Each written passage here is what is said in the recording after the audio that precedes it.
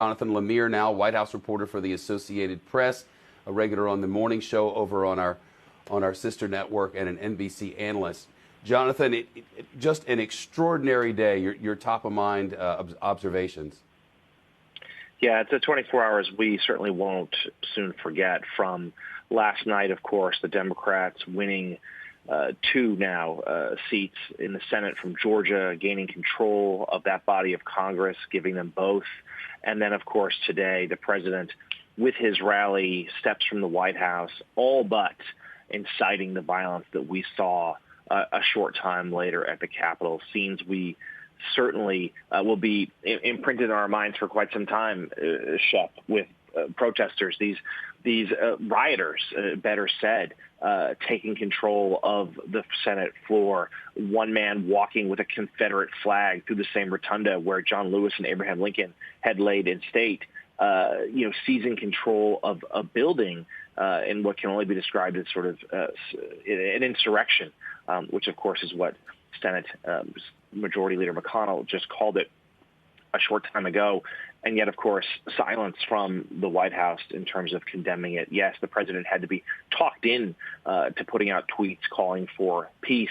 He had to be talked in, according to our reporting, convinced to release that video in which he told his supporters to go home. But, of course, that same video was littered with more of his baseless accusations about voter fraud and that the election was rigged. And now we are seeing some Republican senators on the floor abandon their efforts to object to the Electoral College certification and suggesting that, yes, that Joe Biden tonight will be indeed certified as the next president of the United States. Jonathan, inside Republicans, when on the quiet, you know it much better than I, but we both know it, have said, beware the guy if he's backed into a corner. And now it appears we've had this day. The rhetoric has escalated to the overtake and the occupation of the Capitol, with the Capitol Police and the National Guard coming in to clear the Capitol for the first time. And now he's been cut off from communications and is past the lid at the White House. And I wonder if people inside have concerns about what might happen now. I think there is quite a bit of wariness and alarm. Donald Trump is still president for 2 weeks. A lot can happen in 2 weeks, Shep.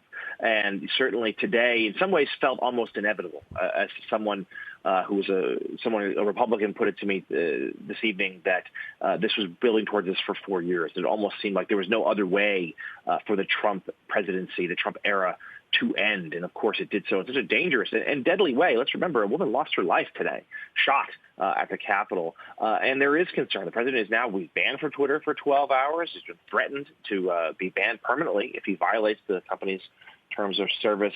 Again, we know his rage. We've been reporting on his rage at his vice president, who he wanted to try to sabotage the certification process today. And the vice president said correctly that he doesn't have the authority to do that. But that has not stopped President Trump from being angry at Mike Pence, who's been nothing but loyal to him for 4 years. And he has told aides that he will help primary Republican senators who have opposed him, and that list is growing longer tonight.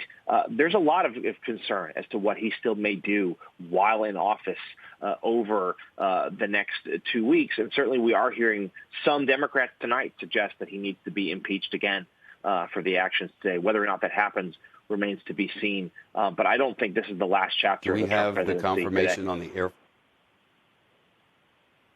Jonathan Lemire. Jonathan, thanks so much. Shepard Smith here. Thanks for watching CNBC on YouTube.